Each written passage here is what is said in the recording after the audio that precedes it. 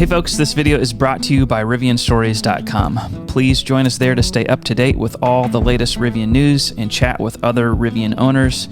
And if you need a t-shirt or sweatshirt, please check out our shop. Thanks so much for watching here on YouTube. Please do like and subscribe to help us get the word out about Rivian. I have a handful of things that I've written down, or actually that I've saved in tabs, and I just want to start with asking the question. We have had reports from January/February deliveries that now have said that customer service or their guide has told them March, April. How many of those have we had? There's been no formal statement from Rivian as far as the D word, correct? Rivian has not announced a delay, but it sounds like at least a decent number of the people that had a January, February ETA that we were aware of from online communities, it looks like they're going to be March, April now. So a number of those have been told directly. We know at least one that is still hanging in there and has been told, you know, by the end of February is still a chance. And I'm really curious to see whether Rivian ends up cranking out some third-party customer deliveries. And my personal take on it is that they will, whether it's late February or early March. I feel like they are going to be delivering vehicles prior to the earnings call coming up on March 10th. The other thing that's been a little bit interesting there, and I saw picture and or video either yesterday or maybe today of the El Segundo location, and there are trucks everywhere. And we've seen other pictures and videos like that where Rivian service center locations have a ton of trucks there. So I'm curious, why haven't those gone to real third-party customers yet? Yeah. I saw that. This video is the one you're talking about? Yeah, I think, yeah.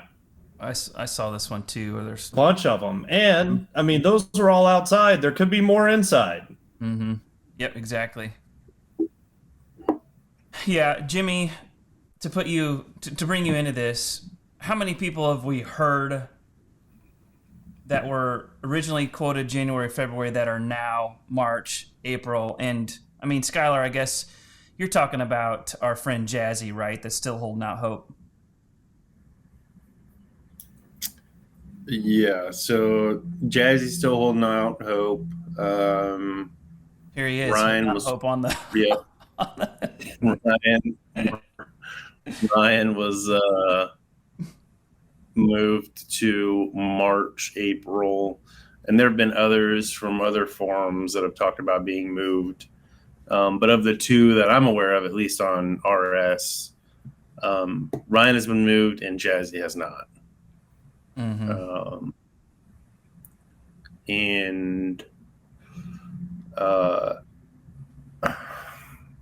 Yeah, I don't know, man. It's frustrating. I feel for Jazzy. I feel for the guides because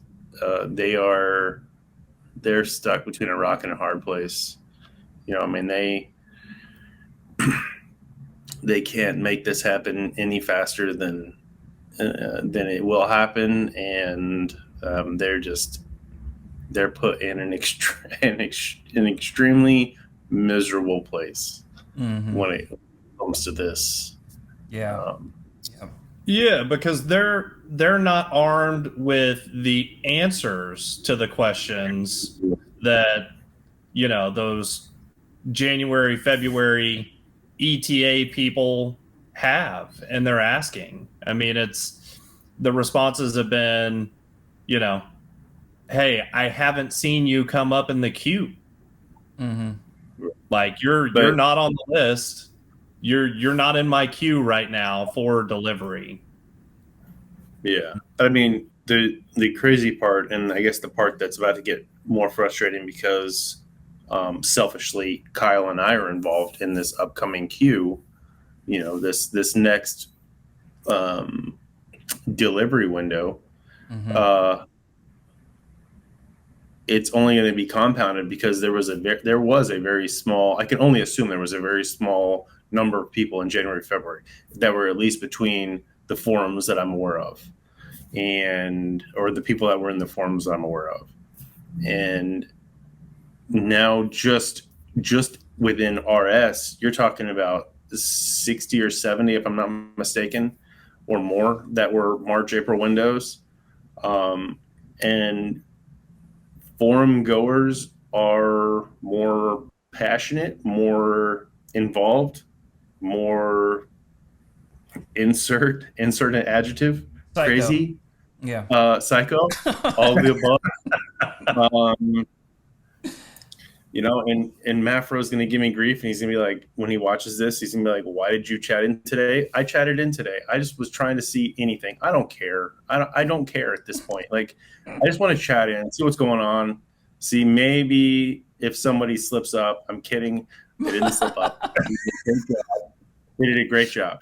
I want to loop back around and touch on an important point that I think you said, Skylar, which is that the earnings call is coming up March 10th. That's a couple weeks away. They're going to do everything they can to bring good news to investors. Will we see some sort of delivery windfall? Not that we have to speculate on that much more. I mean, one thing that I want to speculate on is this thing right here, which is, will any S's be delivered beginning in March and April? And I put no, May, June, and I was a part of the majority here.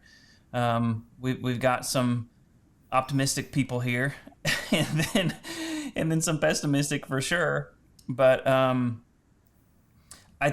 guess selfishly, I'm going to ask, like, last quarter, that quarterly report, Rivian, I guess, went to great lengths to deliver two, like a day before that quarterly report. And I just feel like that if they come back this next quarter and say, yeah, we still haven't delivered any more, that doesn't look too well. But I don't know. Any kind of speculations on any kind of windfall that we see? I mean, Skylar, you kind of said that you think we will, but you want to follow up with any kind of more color there?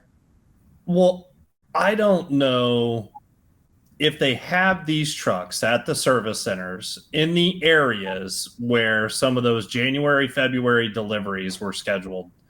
Why are they not delivering those vehicles? So that's kind of the first part of my answer to the R1S question, because even if R1Ss are rolling off the line and being shipped out across the country, if they're at the service centers, I mean, are they going to deliver them or not? And the other question that's still out there on the R1S is whether employees are going to get the early vehicles the same way that it happened with the trucks. Right.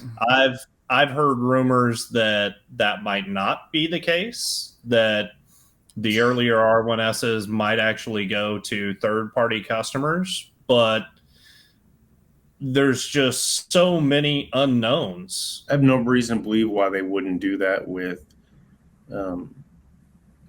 employees, deliver the first R1Ss to employees. I mean, yes, the first 8 feet of the vehicle or 9 feet of the vehicle is the same, but there's still enough different with that vehicle that I can't imagine them not giving employees the beta vehicles basically before they deliver to third-party customers.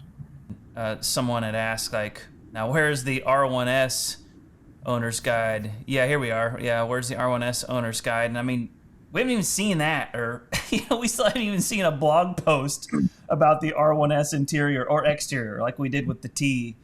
And that makes me think that, like, we're still just months away.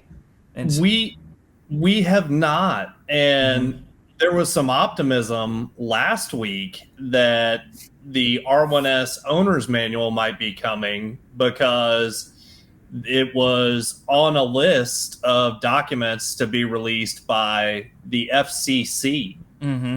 And when it was released, it wasn't the R1S manual at all. It was the R1T manual again. So they got our hopes up and then crushed our dreams once again. Yeah, and then we have a report here that CS mentioned that it would be customer service be available in summer. And so what does that mean? And I'm like, gosh, I don't know. Summer to me is June 23rd, if memories. No, I would say summer and Rivian calendar is the absolute last day of summer. Right, September 22nd. Not the first one. Yeah. Yeah. Yeah, I don't know.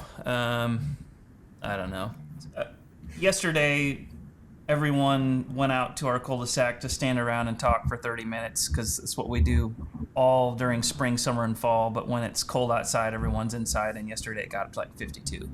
We're all out there, and my neighbors, some of the first questions they ask, where's your truck? And I turned to my garage and said, right there, as I pointed to my 2001 Tahoe.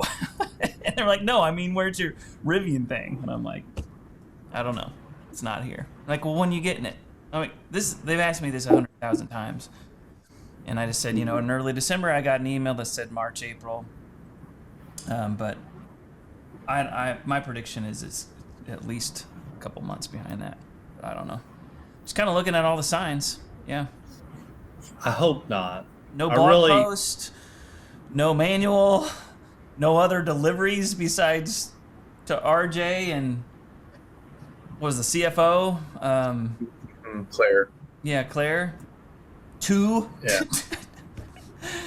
2 deliveries so far, and I mean it's basically March, so it's discouraging. Yeah.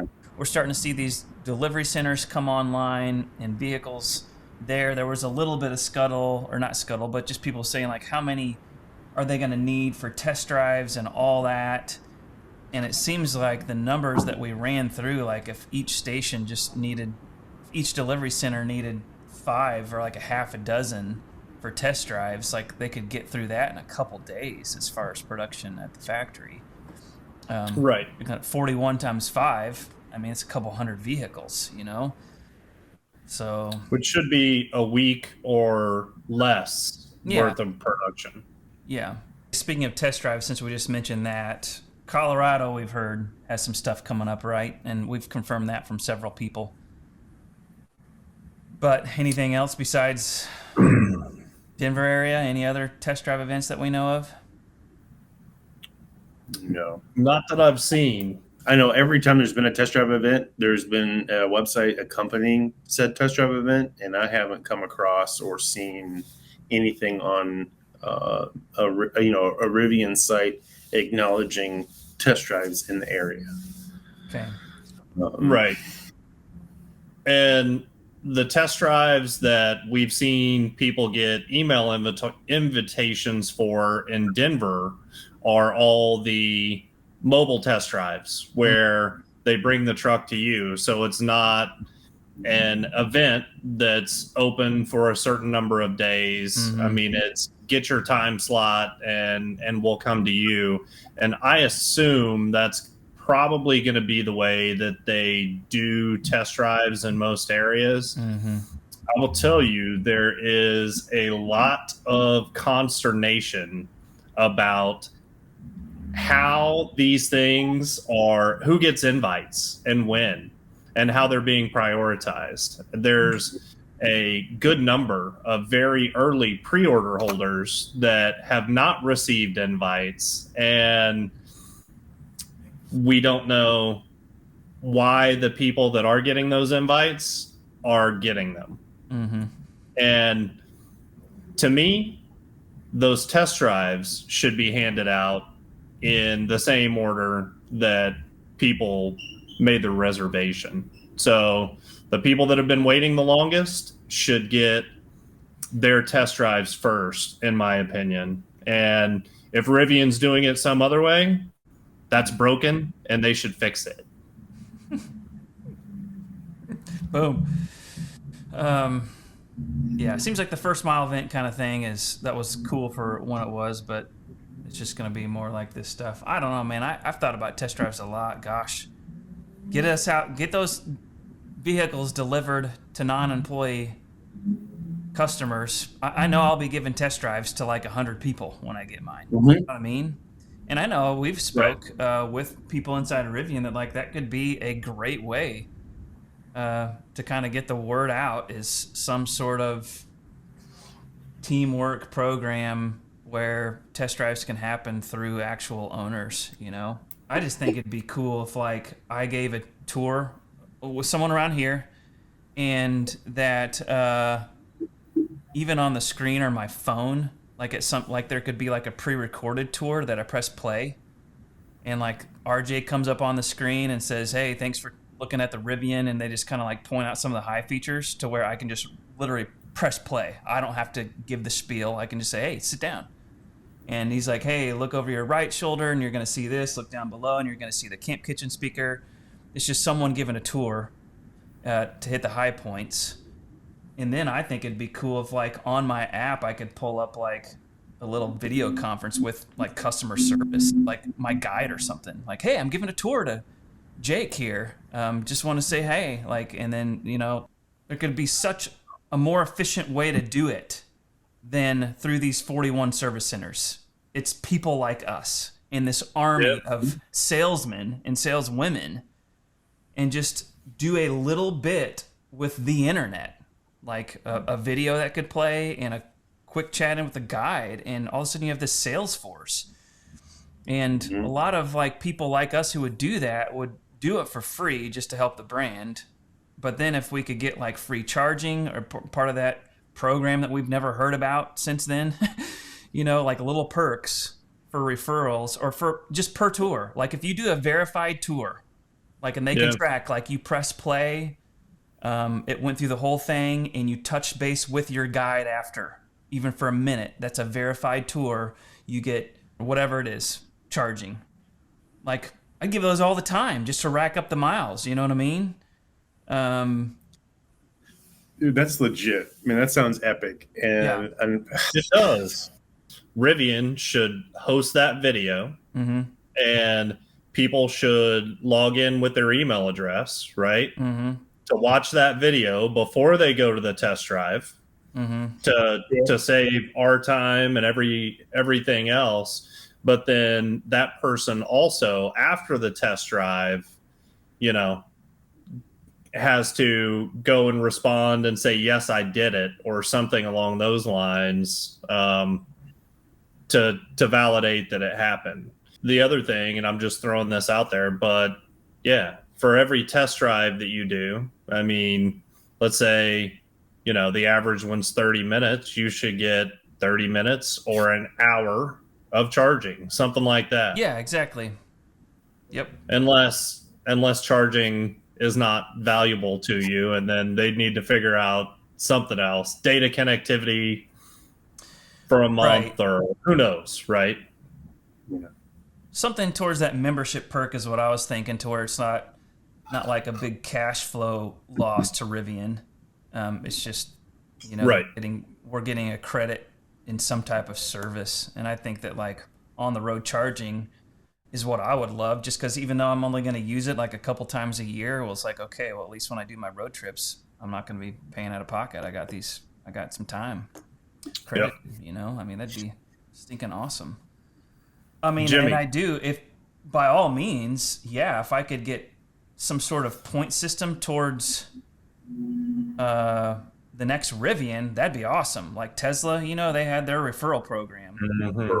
Yeah, to where if you use their link and you got so many over time, you know, you get like money towards it, or, you know, all the YouTubers got Teslas for free, including Roadsters and all that, because people would use their code. Well, it'd be awesome if like those people ended up buying because of your tour, that you would get a even bigger reward, right? I mean, you just sold an $80,000 vehicle. Yeah, 180 after next year. Jeez. maybe.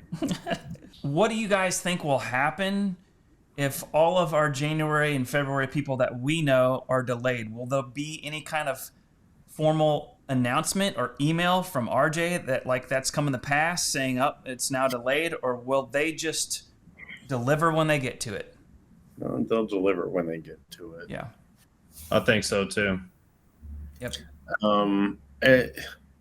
That that July email has probably been, this is strong words, but probably the single most disappointing news that we got from Rivian was that July email. The letter from RJ. The letter from RJ. The one that specifically said, we know that we've had some shortcomings with communication and we're going to change that and do better. Right. And maybe I'm being harsh. It just, nothing has changed. It's been the same that it was for the last 2+ years. Yeah. You know, and I mean, I hate to sound extremely negative or critical or whatever, but yeah, it just hasn't really gotten any better. Yeah, I would agree that I don't think that there's going to be any kind of formal communication. They're not going to use the D word, the delay, term. They're just going to try and get to their log whenever they need to. And I'll go back to like what Skylar wanted 8 months ago. With that was just like, just give us a list of where we stand in line. Just who knows when we get through that long list. I just love to know where we stand. And Yeah. Which one, where am I in line? Which ones are rolling off the production line right now? Yeah. Right. But the other thing that's very real here is the frustration. And, we've all gone through cycles where we've been more frustrated at times, and then we kind of, cycle out of it for a little while. But frustration, once again, seems like it's at an all-time high. And I know that all three of us are frustrated. And, according to the ETAs that we were provided, we should all have Rivians within the next 3 months if those ETAs hold true. And yet, there's still not much communication. There's 0 degree of confidence that we've been given that those will hold true. And that's getting to a lot of other people that are even further back in the line as well. I mean, more and more competitive offerings are hitting the market or hitting the market soon, and people are jumping ship. I see something from at least one person every day that they're either throwing in the towel, they've bought another vehicle in the interim, or yeah. We'll hit on something as far as like how the feeling discouraged or negativity like goes in cycles, and luckily for us it's usually one of us that's going through like a low point and the other two are fine. It's a good thing that we all haven't been there simultaneously, or else this thing might blow up. And then our buddy Mafro was definitely there over the weekend. But it's just kind of like you dip down and then you come back up out of it. It's just been up and down, a roller coaster. There are other great options that are coming out here. For me, I don't really find myself considering them as much as I'm just like curious and looking at them now, like, oh, that's cool. And I was talking to Mafro this past weekend when he was just kind of like, I mean, not only electric offerings, but then there's so many. If you're willing to go another generation of ICE, another 5 years of ICE, like, oh my gosh, for the money we're spending, there's just so many great options. I want an EV, but I mean, I'm tempted by ICE vehicles for what we're spending and what I could have whenever I want it. Really, it's tough, man. Rivian's making it tough on us, and I feel like communication and realistic expectations, whatever those might be, would go a long way to helping people, you know, make their decisions, honestly. Yeah. You know, the thing that Rivian has going for it, as far as like wanting an EV, is that it is such a great value when you compare the EV game. Like for what you get compared to then ICE, it's just a great value. It's just a matter You better cut that out. Rivian doesn't need to hear that. We're this may or may not lead to any action, but that is not what they need to hear right now, Kyle. Yeah. Yeah. I mean, yep. I know you guys get what I'm saying there, though. You know, it's just. Oh like, yeah, ugh. no, I agree. I mean, compared to Tesla Model Y or whatever, I'm just like, man, it just gets so much more with the S. You know. Yeah, the Rivian is my Goldilocks vehicle. It's everything that I want, and you know, it is a no compromises thing. But don't put that in either. Damn it. Yeah. So speaking of just kind of getting production done and all the other logistics that come with them actually delivering vehicles, I did want to share this just because we got the chance to meet Eric, and I don't know if this was before last recording or not. No matter what the timing was, we didn't get a chance for us just to say, well done, Eric Fields, and the time that you were there. We appreciate all your hard work, and we wish you the best in your next step. Anything else that you guys want to say there? No, just foot stomp what you said. Great dude. Yeah. With the hour, 2 hours that we got to spend with him, and then the 5 minutes chatting, you know, 1v3. Extremely cool dude, and wish him all the best. Second best hair ever. Oh yeah, no doubt. Super powerful hair, like. But I mean, when I first heard the news, I was worried and disappointed, and it's because I'm honestly a tough guy to impress, and I was super impressed by him. So that was initial reaction. And the other thing that I'm really curious about is it sounds like the gentleman who is now coming in is also former Nissan and actually worked. I assume he and Eric at least knew each other at Nissan, if not worked directly together in some capacity. And, you know, Eric came from being VP of manufacturing at Nissan to the same role at Rivian, and now Tim Fallon is doing the same thing.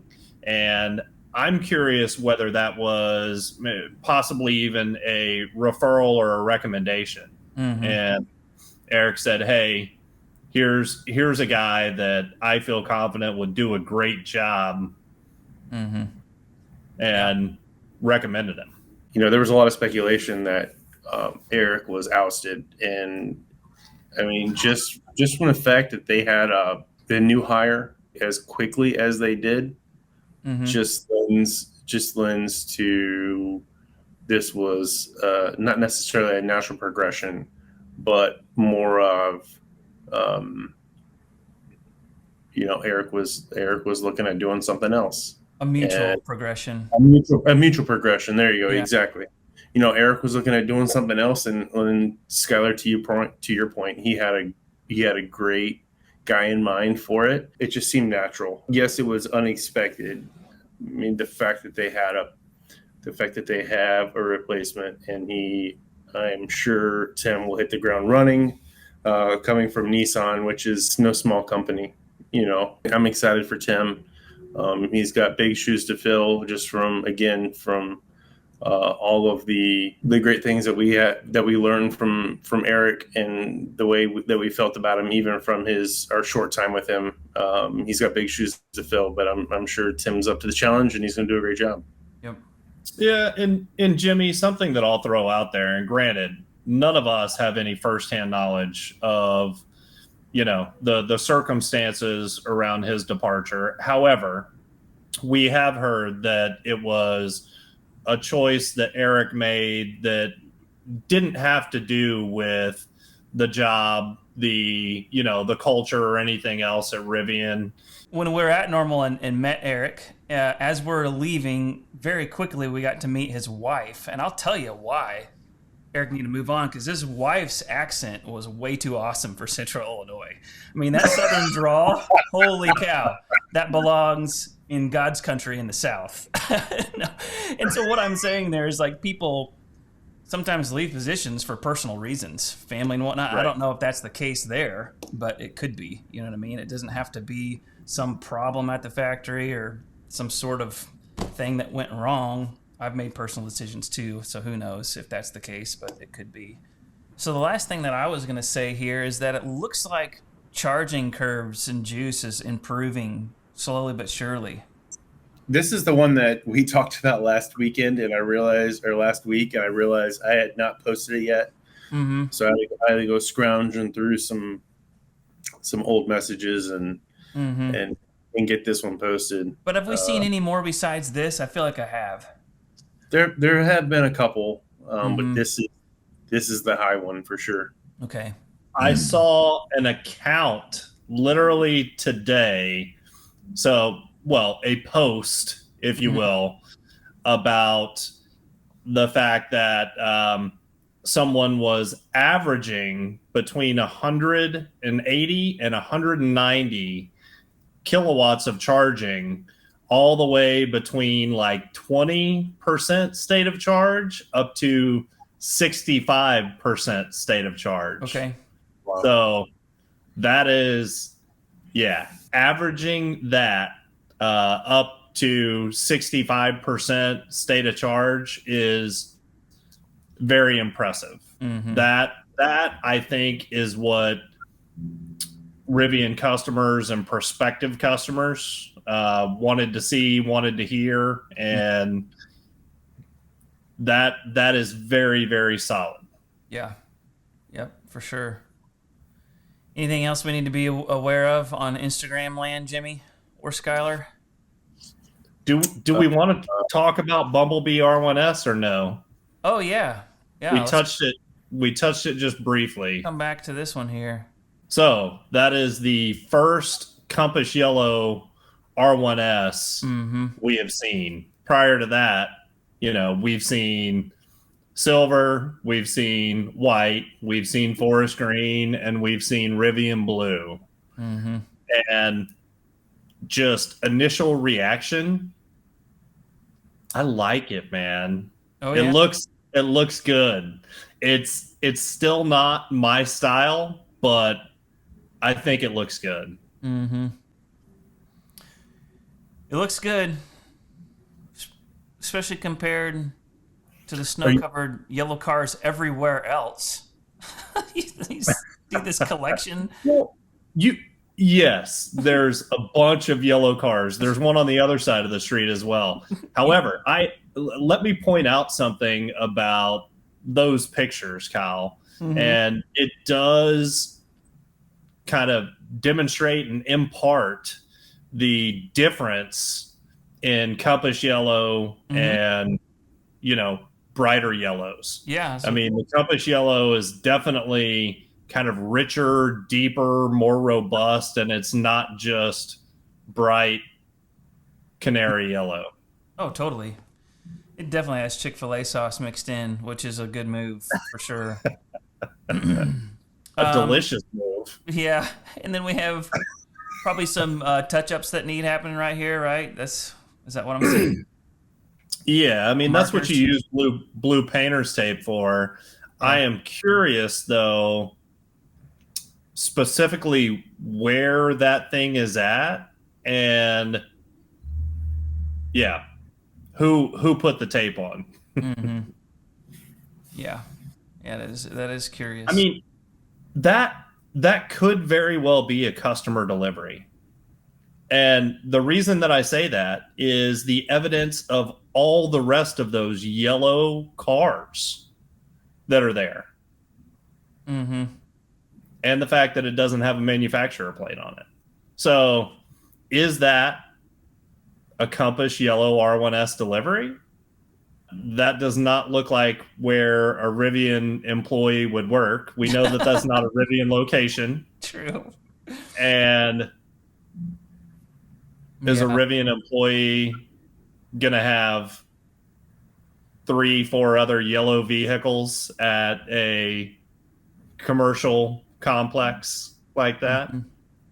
I know a Rivian customer would also take the warning sticker off of the vehicle right there to the right of the center display. Well, the displays looks like it still has the cellophane on it as well. Correct. But then you get the warning sticker to the far right. Mm-hmm. Yep.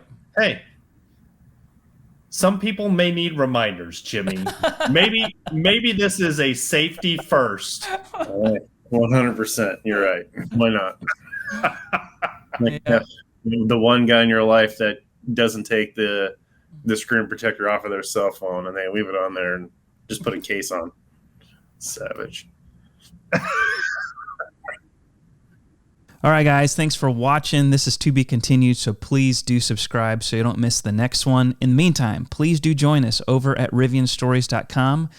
This really is a phenomenal community. It's the community for true Rivian fans and owners, and you can even pick yourself up a t-shirt or sweatshirt. Thanks.